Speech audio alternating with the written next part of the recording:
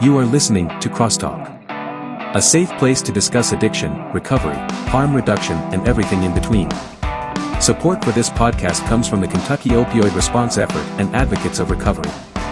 Content and production by the team at Turning Point Recovery Community Center. Now, buckle up and get ready for the show. Welcome everyone to CrossTalk Recovery, the recovery podcast that supports all forms of recovery. I'm Matt Lewis, and I'm here with Sam Peterson, Amanda Wiersma, Nathan Brockett. Welcome, guys. First and foremost, I want to apologize to our millions of listeners and viewers about my nasal voice. I've been sick for about a week now. I know a lot of people talk about how they love the sound of my voice. No. So what's going to be different than normal? Nothing. I'm just we only have 30 viewers everybody, anyway, notice my voice now. Just pay attention to me more. No, I was just opening myself up for you guys to make fun of me right away. Because I love to do that.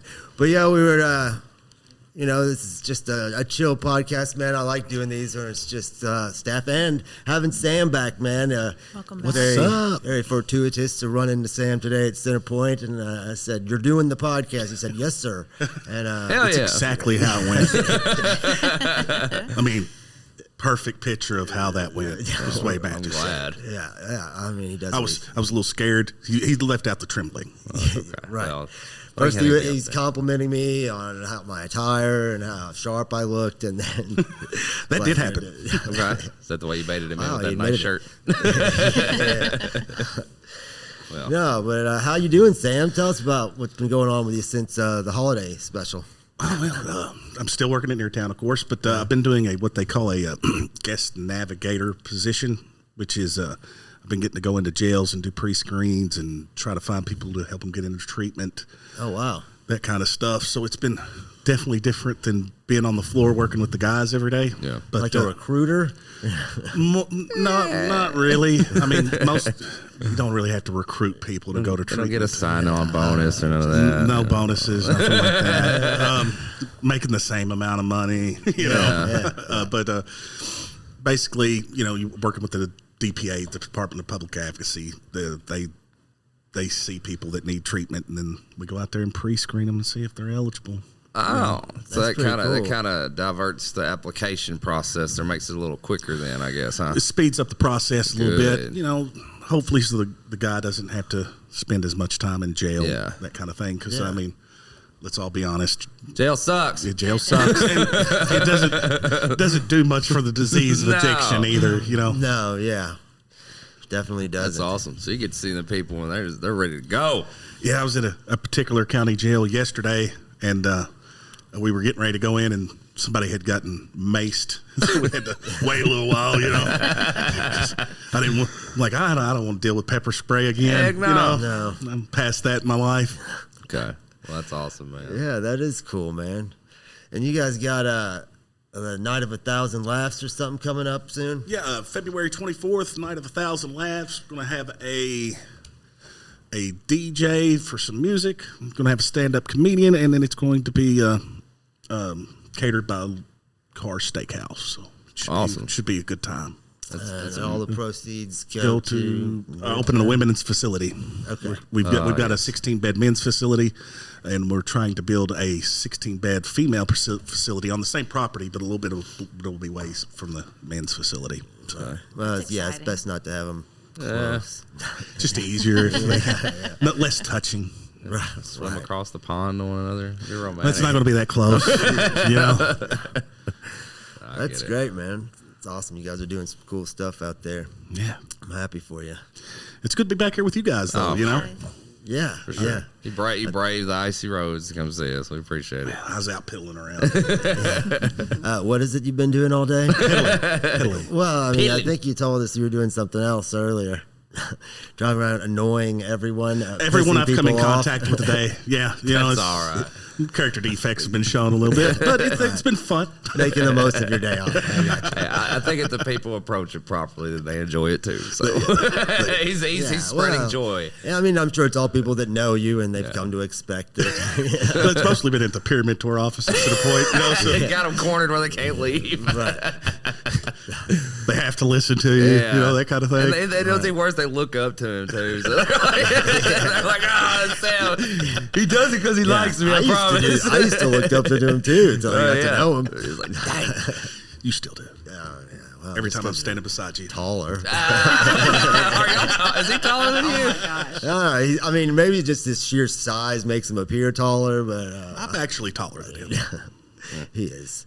He's just the beanie full of shit. Probably. I think I'm already starting to shrink. You know, you get older and you start to shrink. I feel like I'm already going backwards. Really? Oh, me too. Yeah. Think so? I've definitely started shrinking.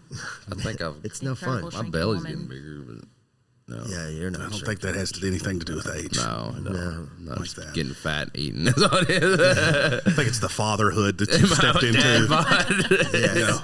I like he said stepped into. It's not like the door opened and I was like, yeah, let's do this. It's just plop. It's like the elevator fell on me. More like, Yeah, but you're blessed. That's what you wanted, right? absolutely. It is. I'm so glad he's doing it. Yeah. You know? Y'all can live vicariously. Right. I get to. You know? That's the beautiful part about it. That's why I love all my friends to have big families.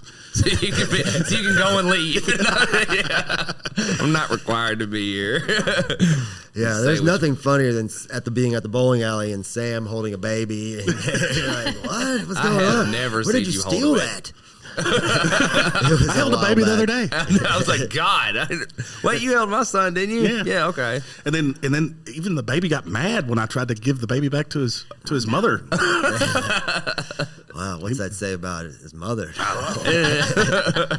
It's an undisclosed. They name. like. I think it's because I'm a big guy, so they get to get up on my shoulder and get a good look around, get into stuff they didn't normally get into. Yeah, Uncle Sam will let him get Crazy everything. up here. The weather is different. Heck yeah. That's great. How you doing, Amanda? I'm doing just fabulous. Are you? Yeah, just enjoying the laughs. Yeah, good. Yeah, man, it is fun to laugh, man. That's what I enjoy about recovery, sober laughter. We were at Centerpoint earlier today. Somebody was speaking. They talked about sober laughter, and I was standing next to Sam, and all I could think about is, well, that's all Sam does is to laugh. And, Yeah. and it's pleasurable, man. I enjoy it. I enjoy hearing Sam laugh. I enjoy hearing all you guys laugh and having a good time. Yeah. So I guess we're gonna do a little popsicle stick meeting. You know, this is a recovery podcast. Yeah. After all, we'll talk a little recovery, and hopefully we'll have some fun. See if anybody has anything good to say. Okay. You want to go first, Nathan? Y'all go first. That's who I wanted to go first. It's Nathan. All right. So we got here. Okay. I drew hope. All right. I can get down with that. Are we keeping them? Is that how this goes? It's not like yeah, we everybody don't else do the same put in ones. the book? Okay. Okay. Yeah. So, I think hope was probably the driving force for this whole thing for me. You know, luckily I have one of the people that came before me right here that kind of showed me the path. So I thank kudos for that one. But when I think about the hope part of it, like I wouldn't have dialed into this stuff had it not been for hope, because I got to be able to see that it works for other people. You know what I'm saying? I'm not just gonna step off into something that I'm just unsure about. You know, especially when I was early in recovery, or I mean, I don't even know if I call it recovery. Still trying to figure this stuff out. I was one of the people that was like, I either gotta taste it, smell it, touch it to know it's real. You know what I mean? But when I could see the sober laughter and I could see the smiling faces and the lives changing, you know, that is what really drove home the hope aspect of it. Like, hey, this is possible. This can happen. It's happening right in front of my eyes. I'm watching it happen to people that are a couple weeks in further in the program than I was. So, you know, it wasn't just I hope that this happens for me. It was, I watched it happen to other people, and that's when it became a reality. Like, not so much as, you know, I hope I get all the good stuff in life. I hope I hear people all the time. It was, you know, hope is what that's what brought belief for me, really. You know what I mean? Yeah. So, yeah. Yeah, I know a lot of us, we come in here so hopeless, you know, at our bitter end, rock bottom, whatever you want to call it. I've talked about many times, I just wanted it to be over. Yeah. You know, and to be able to find hope, find faith, find courage, realize you're going to have to put forth some effort to do it and get those things. But yeah, You know, and I slowly but surely. don't know if I ever really just opened my eyes to the possibility of it being able to change either, you know, coming in with that attitude of thinking, I just want it to be over. This all sucks. The world's just dark. I hate it.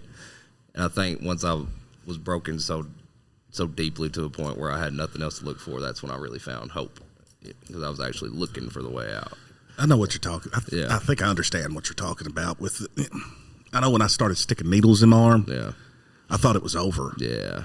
And the only way I had any glimmer of hope is seeing somebody that went through the same things I did on the other side of it. Oh, of course. Until I, because I had to see it though, because in my brain I just thought I thought my life was over. That's the stigma I had. Is once I started using that needle, my life, it was over. I was going to die from shooting drugs. I think what I felt was a lot different than the times I've heard my mom say, well, I hope you get better. I hope you start doing better. I think the hope for me was like the actual real belief that there's something better out there, and it's achievable. It's not just this magical fairy dust in the air that, I hope I catch it one day. It's something to work towards, to admire and see in other people, because now I'm looking back and I'm like, damn, it was easier than I made it out to be.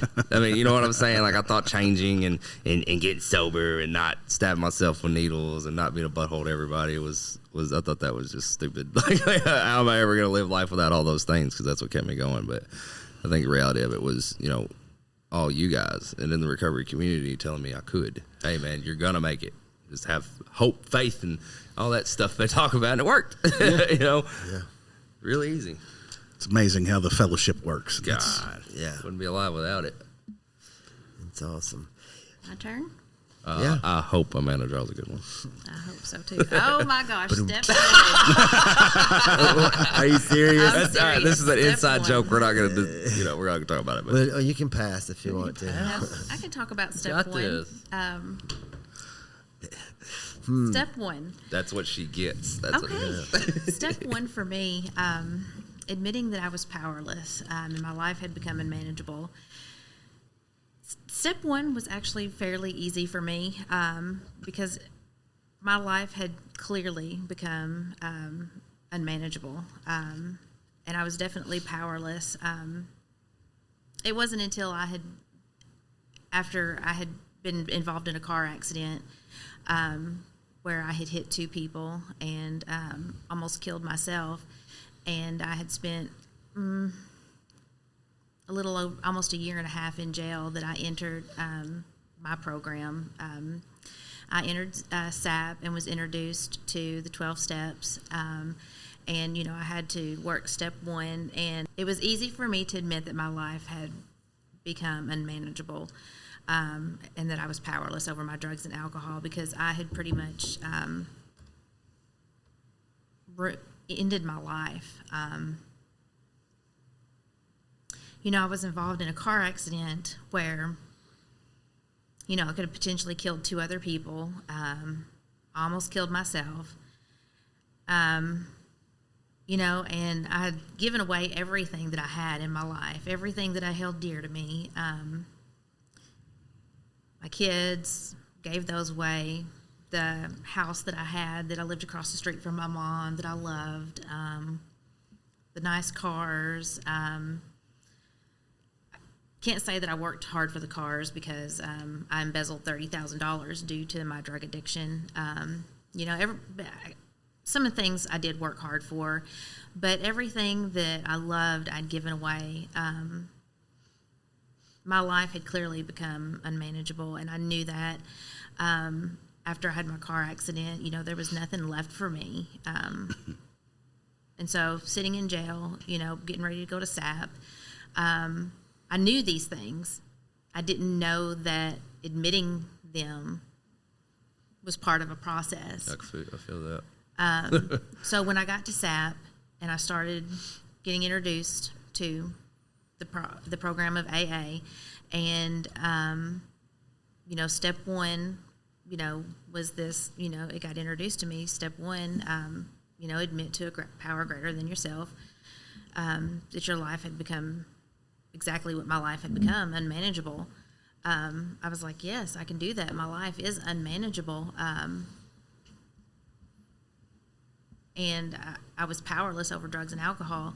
I couldn't live without them. I didn't know how to live without them. I didn't know how to cope with life. I didn't know how to deal with anything.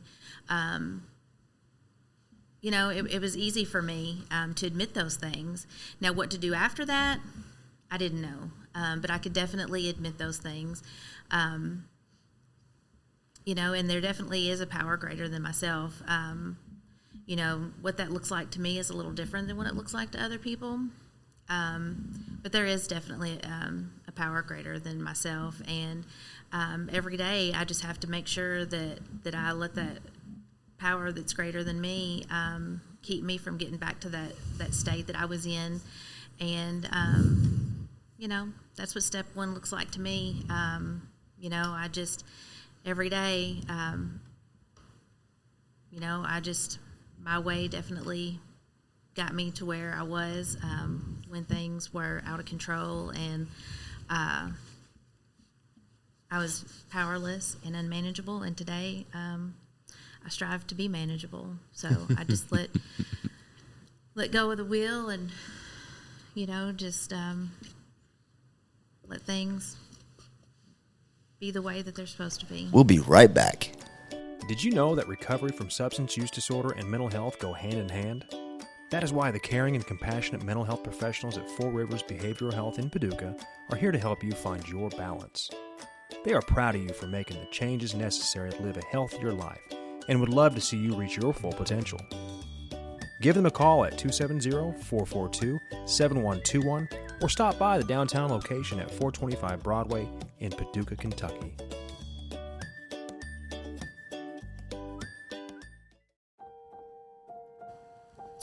As a woman in recovery, I know how important having a fellowship of women has been for me. Come join us at the Women of Worth All Recovery Support Group here at Turning Point, 415 Broadway, Paducah, Kentucky, every Friday night at 6 p.m., where we discuss our personal experiences in recovery. Hope to see you there.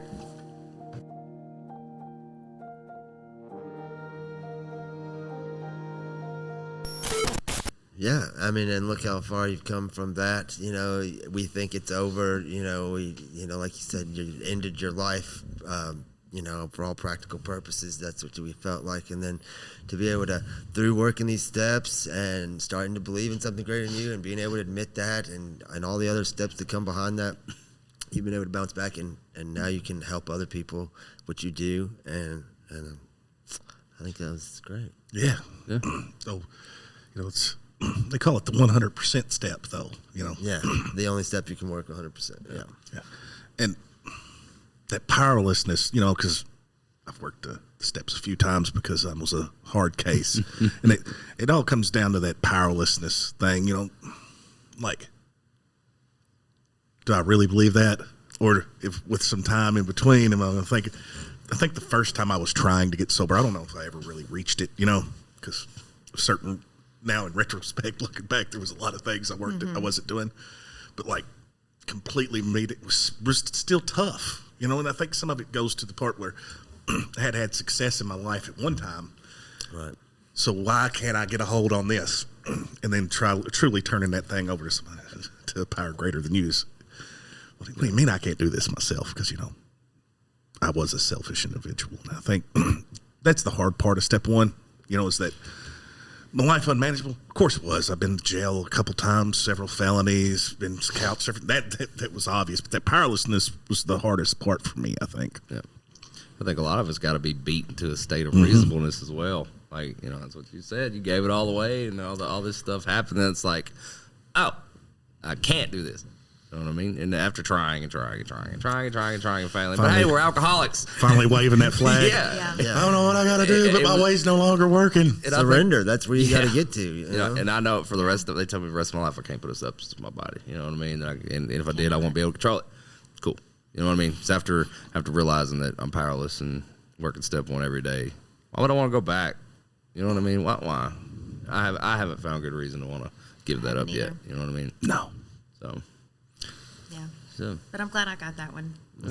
It was a go. little nerve-wracking there. Yeah. But, I thought you was going to whatever the power greater than yourself is talking to you. Yeah. Uh-oh. Obedience? No. Are you obedient Sam today? was obedient to me today when I told him to come on the podcast. Did you say good boy? I'm guessing I didn't make these.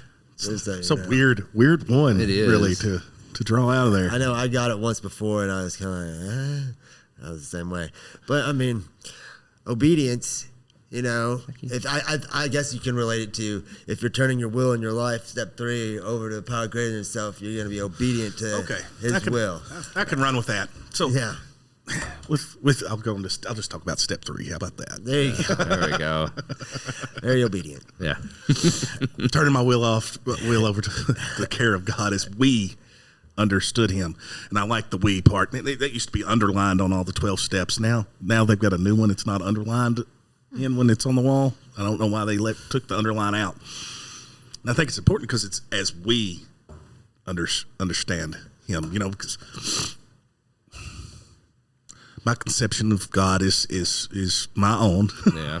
and I'm still not always sure what God's will is in my life. It's still, and I pray and meditate every morning. I do, very important. But what I have found out is I always know what God's will's not. Yeah, that makes it easy. You're not supposed to be doing that. Yeah. When that because the program gave me this nice conscience that is terrible sometimes, because it gets in the way of what I want to do. Because, I'm still that selfish individual. Yeah. Selfish to the core, you know. But turning my will life over to something bigger means I don't get to always do the things I want to do because they're horrible ideas. Yeah. I mean, horrible. I can vouch for that. Yeah. So I am obedient in that way. And I'm very obedient to the fact that I'm a big believer in the prayer and meditation in the morning. Yeah. Getting yourself centered before you start the day. Meditation is good. I've started into some different meditations here recently, doing more of the calm guided meditations. Yeah. And it seems to really mellow me out, which is sometimes hard to do. Yeah. I'm not always the most mellow person, but I think the longer in the program, the more the obedience comes in. My employer tells me to be at work on time. I'm at work on time. Yeah. Unless something crazy happens. And then he's like, why are you on your way to work? He goes to work when he's not supposed to. Look at that. And some of that is just because of the program. Oh, yeah. Yeah. For sure. Like, before the program, a little bit of snow on the road. I can't make it. Yeah. It's just too bad out. Great excuse. And I was not obedient to anything. And I do have a God in my life today. And, man, that because that is the answer to that power problem. Is a power bigger than you? Because, it says lack of power is our dilemma. If you work the program, I do. And so I have to find that power in something else. Yeah. And that power is something bigger than you. And what I like is about as we understood Him is we all have our own conceptions of God. And that's all okay. And it seems to me the more alcoholics I have, the recovered alcoholics in a room that have a conception of God, the more I can kind of piece together what that is. Absolutely. I wholeheartedly believe in that. Yeah. Like, absolutely. Put a bunch of people working the program together in a room, let them talk about God, you're going to get a lot of different answers of what God is. But it's all going to come down to usually love, working with others, and not acting out on selfish desires. Living by spiritual principles, is huge. And I think that with obedience, you start with you don't know who you're or what you're being obedient to maybe, but you see things working and changing, and that makes obedience easier. Like, well, this is working, and then your thinking starts to change, albeit slowly. The actions, it's a fight sometimes, man. Controlling those actions becomes easier at first, but the thinking is a thing that you're gonna have to work on for probably ever. But you know that you can get there, and you see it work in other people's lives, and I think that's where obedience makes it easier for me anyway. Yeah. It's like sometimes I don't want to go to a meeting, and then I go, and it's the best decision I've made all day. It always seems like that day I didn't want to go is the best meeting I go to. Yeah. And you always hear something you needed to hear. I always have that voice. I don't know. I'm sure somebody said it at some point that just stuck with me. The time that you don't want to go to a meeting is the time that you need to go to the meeting most. Yeah. So I always just make myself get up and go. But I enjoy going to meetings now because it's best to get to that point where you're like, want to go to meetings. So that way you enjoy them. They're not like, oh, no, another meeting. I had a sponsee picking up a 2-year chip the other night on a Friday, and I had gotten home and I was watching a movie, and I got really into the movie. Apocalypse Now, if anybody's wondering. You know, and I'm sitting there, and it's got, I was like, oh, I don't really want it. But I needed to give him his chip. Because he's my sponsee. Yeah, that's what you got. Myself was still like, you know, you could just go to the meeting. Then I went there, and it was a great meeting. And of course, I finished the movie when I got back. But you know, myself still will bad itself to itself in the weirdest kind of ways. You know. Yeah, I'm glad that worked out. Apocalypse Now. Have you never seen it? Oh no, I've seen it a bunch. I really like the smell of napalm in the movie. I know, it's a great movie. Like, victory. Now I'm gonna go and watch it. Never watched it. All right, let's see what God has for me today. Unmanageable. Well, I mean, sticking pretty much on the same topic, it seems to 1, 2, and 3. Yeah, strangely enough, my life was definitely unmanageable. You know, when Amanda was talking about step 1, I just kept thinking like, also it was easy for me to admit that I was powerless and my life was unmanageable. But I knew for a long time I was an alcoholic and an addict, and I treated it like it was a joke. Like, this was who I am. This is my life. Yeah. Jails, you know, institutions, and potentially death. That's what I signed up for, you know, and I just accepted it as part of, this is my existence, you know, and as it kept getting more and more miserable and more rock bottoms and more trips to jail, and just, you know, you finally get, it's not a joke anymore. You know? There's nothing funny about it. Is that what I signed up for? You know? Well, the jail sentences get a little longer each time you go. You're like, at first there were a bunch of friends around laughing, we're all alcoholics, and then it's like you're in your room alone drinking. Oh, I'm an alcoholic. You're hidden in the closet, you know. That's what it was for me. And, you know, it gets sad, and then you end up, you know, like I did, hopeless and feeling like there was no way out and just wanting it to be over. So it really is about getting to that point and being able to surrender in general and into something greater in yourself, and to, you know, start working on yourself, man. I mean, it does take work. Like I say all the time in meetings, and probably said on here, you know, I was willing to be sober and my life to be better if there was a magic wand that would have done it, but I had put no effort or action into it whatsoever. And that's what it takes, man. It takes you actually doing something about it. And I know when you're at the bottom of that pit of hopelessness, and, you know, sitting in a jail somewhere, and you feel like that there's no way out, but, you know, there's people that care. I mean, that's what I love about what we do. We've been there, and we can tell people, no, like, there's a way out from there. Absolutely. And it can get to a point where I'm at today, like, I can't even believe how far I've come in just the 2.5 years that I've been sober from where I thought my life was over. You know, it's amazing. You know, your body starts to heal, your mind starts to heal. You be able to trust and love again and give back and help others, and it's a beautiful thing, man. Yeah. So, unmanageable. It works. It really does. A good friend of mine used to always say, if you're not buying your own toilet paper, your life might be unmanageable. Yeah. Oh God. Yeah. I buy my own toilet paper. Yeah, and you're been buying it for a while. Expensive. If it's expensive. Or you're homeless till your name's on a lease. Yeah. Which I forgot that one until I signed a lease. Someone's like, you're not homeless anymore. And I was like, oh, yeah. That's what my... Now I see what they're talking about. Oh, man. Yeah. Oh, man. Unmanageability. How unmanageable were we, man? Like, I know I was rough, dude. Like you're talking about, where you accepted that this is what it is. Hey, I'm cool with this. So you thought, and then it gets that life. Yeah. It gets that bad that you're like, wait a minute. What was I thinking? Oh, my God. When people are looking at you, it's like, dang, man, you're an alcoholic. You drink pretty bad. You ever thought about not doing that? Or what's wrong with you? It's all right when you still have other people around. Yeah, but God, when you're alone drinking by yourself.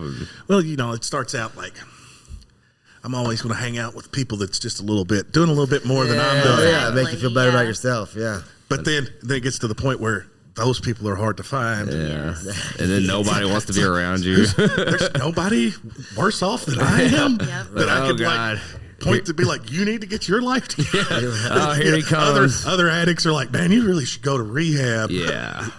God. And that's what it's like. Okay. Oh, I see what they're talking about now. You ever thought about going to rehab? Be like, we're doing need to go dope to rehab. together. You're like, but you're staying on my couch.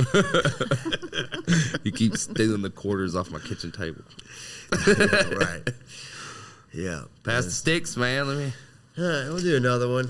We got time? We got yeah, time? I want to do Yeah, let's do another round. Another round. another round. All right. There you go. Let's see what we got here. Peace. Oh, wow. That's a real good one, man. I feel like I'm a pretty peaceful guy today. Well, don't do that. See, look at me like that. We'll be Right back.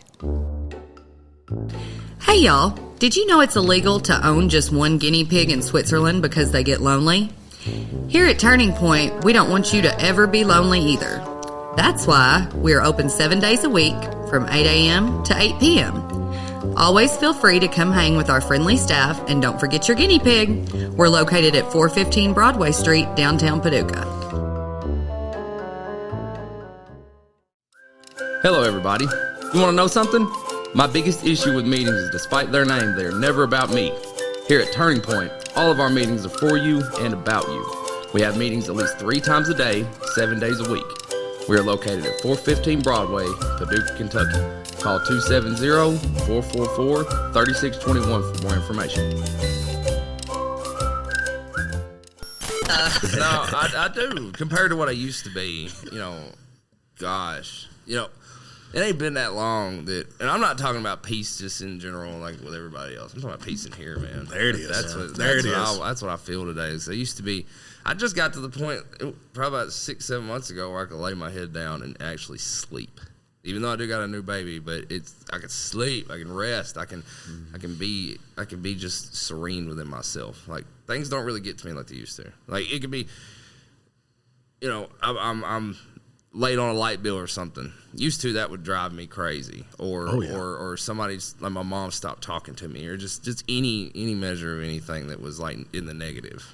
I would lose my mind. And I'm not talking about in here. I would stress about it, worry about it. I still worry about stuff. I'm not gonna lie, y'all know that. But I'm telling you, that's where I've grown, is my amount of faith that everything's gonna be okay. And I got it from you guys, the people at the fellowship. We talk about the fellowship, so important to me. It's that I get so much peace out of seeing you guys be peaceful, because y'all have handled situations just like I have, and I kind of, it's almost like a survival guide for this stuff, being able to watch other people go through all this stuff and me find peace in it.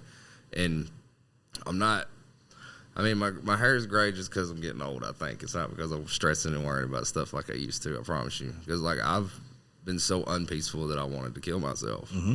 Really. Like that would be the only thing that would make just the mania of my life stop. So I thought, that was the only answer.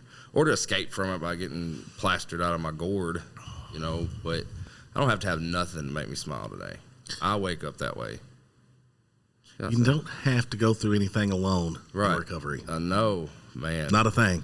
And that's such a scary thought to me about how alone I used to make myself be. Like, I thought I was okay with being alone and being inside my own thoughts and emotions and just rotting from the inside. No, sir. There's I don't know about y'all, but I don't wake up. I can't remember the last time I've had a bad day. I'm being honest with you. I can't. And it's I believe that. I've had inconvenient moments, really, where oh man, this just kind of sucks right now. I guarantee you, I will go home and laugh about something. Somebody will text me, something will make me laugh. I'll go home. Home life's good. Baby's laughing, smiling, all that stuff. So I can find peace to restore myself in any measure of my life. I think that's kind of, as an alcoholic and an addict, having people around me, my everything around me being peaceful within itself too, because I can draw from that on the days that I don't feel peaceful. I like what you said about bad moments, not bad days. Right. Like, when I really, truly think about it, I don't know. I don't know when the last time I had a truly bad day, I can't. All my days have something, usually more good than bad. And a lot more good than bad. And it's just, that is a huge change from the way my life used to be. It used to just be It's crazy. Horrid. About it. Well, I know, there have been days where, for me, that a bunch of stuff will pile up, and it's I know what to do about it today. Oh, yeah. You know, when it gets to that point, like this is turning into a bad day, I know to focus on gratitude. I know to change my perception. I know to call a sponsor or call a friend in recovery. Yeah. I know to do all those things. Those things go through my mind when I can't seem to find a way out of this, you know, starting to go down into why is everything terrible for me. It starts to self-pity and Yes. depression creeping in. And I know a lot of people go through those days, but through working this program and having a relationship with God, I know what to do about that today, and I can switch that off and switch it on and turn it around and make the most of that day, you know, and realize this is just temporary. Things are going to get better. You know, this is not the end. I've dealt with, what I like to say all the time is my problems today pale in comparison to the problems of my past, you know? So like when I remember that, it just becomes so much easier. And peace and serenity and joy and happiness, those things are priceless to me today because I was without them for 20 years. It seems Wishing like. we could feel that. You know, way too. It's like this program comes ingrained with an insurance policy for our peace. You know what I mean? Like we know what to do when something goes bad. We know who to run to, who to talk to. It's automatic. Yeah, After now, of course, that comes with time. Oh, that's one of the things that come with time. But after you've been doing this for a while, and I know it's just you know what to do. If you don't do it, it's because you've decided not to. Absolutely. And You've decided to have a bad day. Yeah. Waller in it. I like that word, waller. Waller. Doing a little wallering. That too much, I think. Walling around in the mud pit. Oh, but step two. It's love. Oh, yeah. Love. Tell us about love. Now are you going to sing and dance? Amanda did promise she would sing and dance on the podcast. I feel like this is the Well, moment. I could definitely dance. It's a family show. We can only. It is. Yes, my children and grandchildren watch the show. Love. Oh gosh, love is a very important part of my life. Mainly loving myself, because I did not love myself for many years. I actually hated myself. I hated everything about me, from the way that I felt about myself, from the way, I hated me. I didn't want to look in the mirror, not because of the way I looked. You know, I hated looking at myself in the mirror because I had to look myself in the eye, and I was just disappointed in myself. I felt like I was a disappointment to my family. I was a disappointment to my children, because I was a disappointment. I was a failure. But today, I can look in the mirror and I love myself. I love the person that I have become. I love that I found a way to love myself, if that makes sense. It does. Yeah. You know, I didn't get into my addiction until later in life. So, you know, I had my children at a young age, and, you know, I had my children, you know, and I had the normal life for quite some time. And so it wasn't until I was like 30, 31 that I got into my addiction. So my older children remember what life was like before I got into my addiction. And so I really struggle a lot with the way things were before, and then the way that how things had become. And so guilt, I really struggle with that a lot. And so that's something that with self-love that I work on every day, so that guilt doesn't creep up and get me down. So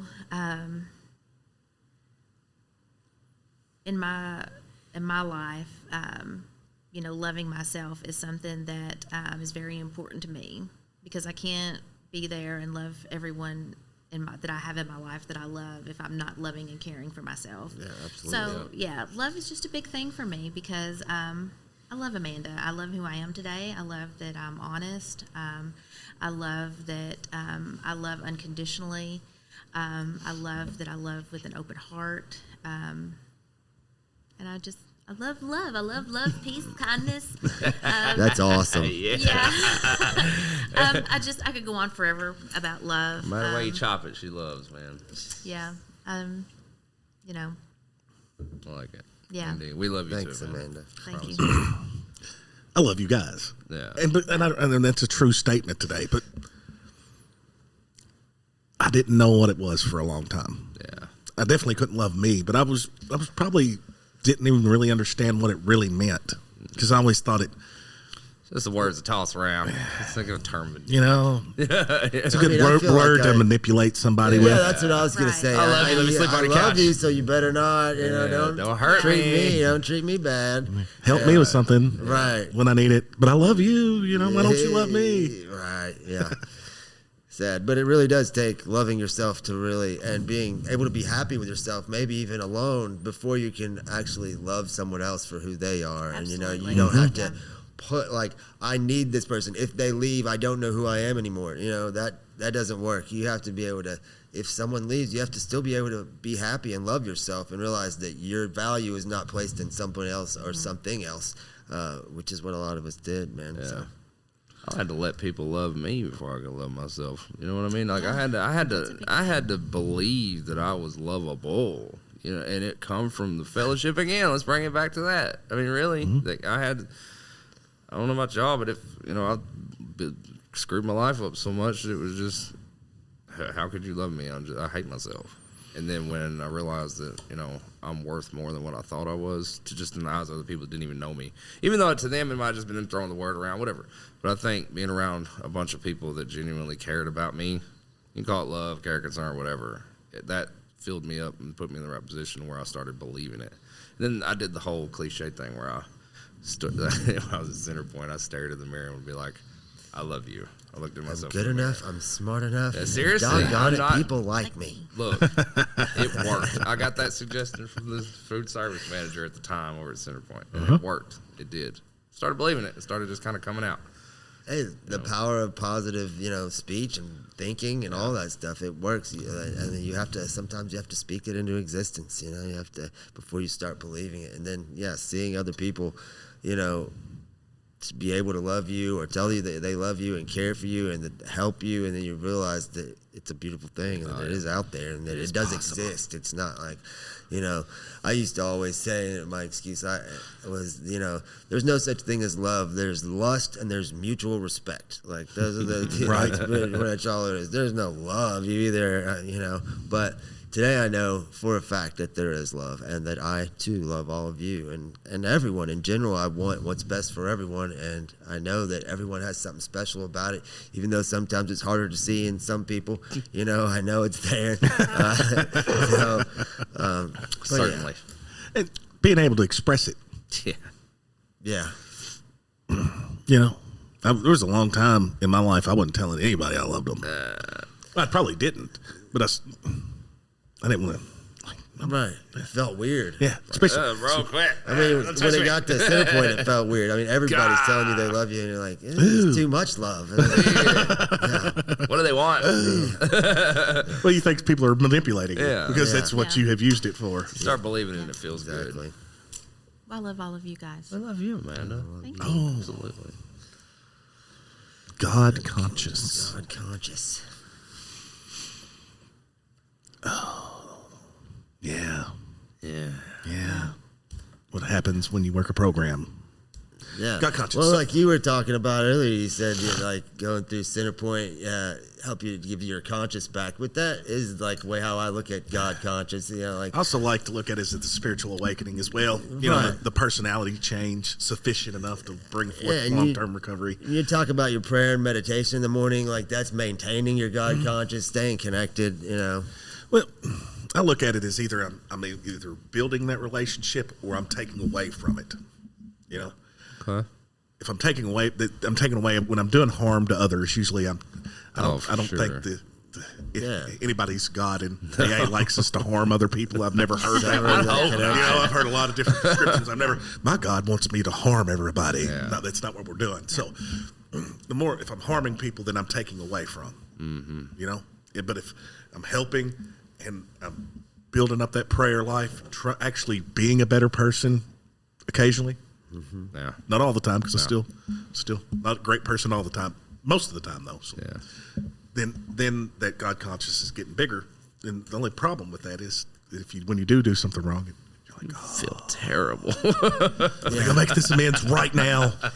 Right now. I know, like that That's for so me. good though, man. I mean, for years I was trying to drown out and silence that God conscience that had been instilled in me as a child, and like now today I can't throw a piece of garbage on the ground or drop it on accident without being like.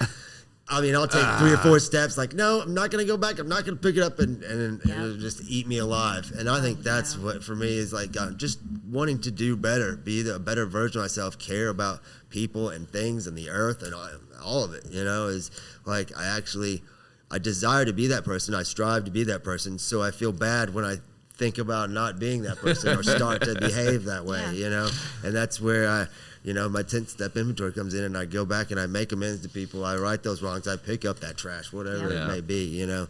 I don't know about y'all, but I didn't like doing my 4th and 5th step. It was not fun. So I do that 10th really well so that I don't have to all the time. Yeah. Very grateful for step 10. Yes. I agree. And I think we're going to stop at that. You know, we got 45 minutes in of steps 1, 2, and 3, and we got dancing and we got laughter, and it's been a great podcast, man. Sam, I really appreciate you coming on. Man. Always. Thanks for having me. Always welcome. It was I got snowed out from work today and happened to run into Matt. Yeah. He's like, man, you want to come do the podcast? I was like, that's what really happened. That's what I had to That's do. not what I heard. I'm glad you came, bro. But I got to Glad come you over were here and here. hang out with y'all, so it's a good treat for the day. So. Yeah. Treat for us, too. Well, remember to check us out on YouTube or download our audio versions at Apple, Google, Spotify, and Podbean. And as always, stay grateful. If you or someone you know is struggling with addiction or in recovery and needs guidance, speak with Turning Point's team of peer support specialists by calling 270-444-3621. You are not alone, and we are proof that recovery is possible.